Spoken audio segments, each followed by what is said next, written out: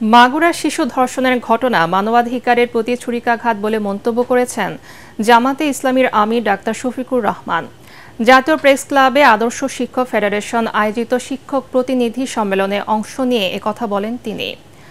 জামাত আমির বলেন, জামাত রাষ্ট্র ক্ষমতায় গেলে সবার আগে শিক্ষা ব্যবস্থার সংস্কার করবে। বিস্তারিত জানাচ্ছেন সৈয়দ রিয়াজ। শিক্ষকদের অধিকার আদায়ে নানা দাবি দাওয়া নিয়ে জাতীয় প্রেস ক্লাবে শিক্ষক প্রতিনিধি সম্মেলনের আয়োজন করে বাংলাদেশ আদর্শ শিক্ষক ফেডারেশন। এতে প্রধান অতিথি হিসেবে যোগ দেন জামাতের আমির ডাক্তার শফিকুর রহমান। শিক্ষার এই মহান পেশাটাকে নেশা হিসাবে আপনি কবুল করবেন, এটাই আপনার জীবনের মিশন হোক যে আপনি মানুষ গড়ার কারিগর, আপনি মানুষ গড়ে দেবেন। তিনি বলেন, শিক্ষকদের প্রতিষ্ঠানের বাইরে এসে দাবি দাওয়া আদায়ের লক্ষ্যে আন্দোলন জাতির জন্য লজ্জাজনক।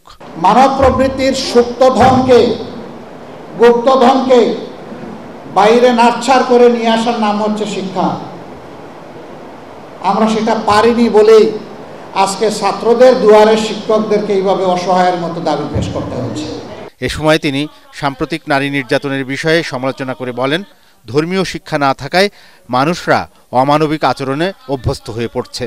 একটা ইনসাফ ভিত্তিক দেশ গঠনের মাধ্যমে আমরা একটা সুন্দর শিক্ষা ব্যবস্থা গড়ার জন্য এগিয়ে যাই এবং মহান শিক্ষকদের এই দুর্দশাই জাতিকে আর যাতে দেখতে না হয়, তারা মজলুম হয়ে দাঁড়ে দাঁড়ে ঘুরছেন, এটার অবসান হোক। বর্তমানে যেসব শিক্ষা প্রতিষ্ঠান সরকারের অর্থে পরিচালিত, সেসব প্রতিষ্ঠানে পড়াশোনার মান ভালো নয় দাবি আমিরে জামাতের। বলেন, শিক্ষকদের পাঠদানে আরও যত্নশীল হতে হবে।